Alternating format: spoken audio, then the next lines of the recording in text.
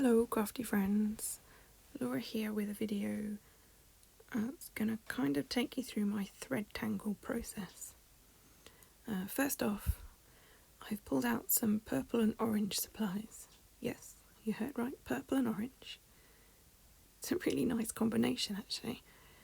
I've got some papers, some sequins and some white cut files, and I'm just going to play around and see what happens. Most of these cut files are ones that I designed for Lollipop Box Club, which you can get from their Facebook group, which I will link below. There's also a camera in there, which is an old Pretty My Page file. Don't end up using that one though. So I'm going to start work on a paper cluster. I'm roughly going purple, orange in sequence, just trying to get the colours evenly spread and looking pleasing to my eye. I say my eye because I'm pretty sure most people would say purple and orange. What? No. My colour scheme, I guess, was prompted by that frame, which I guess is purple and orange with a little bit of blue. I ignored the blue. That's an Amy Tan. Oh, the collection name escapes me. It's a piece from the ephemera. I have got, amongst my patterned papers here, I've got a sheet of orange glitter paper, which has got to be more than a decade old. I've got some watercolour paper that, well, I hate throwing paint away. So when I've finished a painting and I still have mixed up paint left, I will just paint. So I get a solid colour, but with all the watercolour characteristics, which is what that purple piece there is.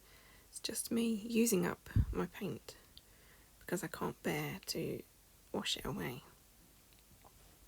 So now my cluster is quite big and I am going to embellish with thread. This is my thread collection. That one was my primary school colour that Mum used to sew my buttons onto my cardigan because I would twiddle them and they'd come off. And I've built up the collection buying one or two at a time because it makes me happy. So I pull off about 2 long pulls and just dropping it on the paper and screwing it up gives you a nice messy nest. Wrapping it round 2 fingers spread out gives you a bigger circle. Wrapping it round 2 fingers held closely together gives you a smaller circle that fits a flare. And then if you sort of tease it, you get a messier nest. And it doesn't always work the first time. It might take a couple of attempts to get something that you like. Today I'm going to go for just throw it down, pinch it, twiddle it, and you get yourself a messy nest. Metallic thread is a whole nother ball game, which I will show you in a minute with that copper thread. I don't like it. It's hard. It's tougher than the regular threads, and it doesn't hold a tangle, which is very frustrating when you want a metallic tangle. All of my threads are Gutermann, which are what I use in my sewing machine. See here, the metallic, it does not play. It's got a mind of its own.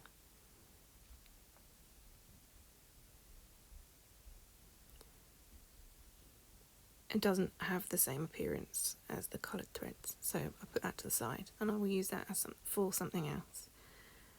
That white and gold, it was a card front that someone sent me, and I keep trying to use it and it keeps not quite making it to the page. So I've faffed around with cut files and I've decided I'm going to cut down to an A4 because that's what my new album size is, and I'm going to attach part of the Lollipop Box Club frame cut file. Going to tuck in a few others where my cluster is covering most of the cut file. Just tuck in a few pieces so that they peek out from behind the photo cluster.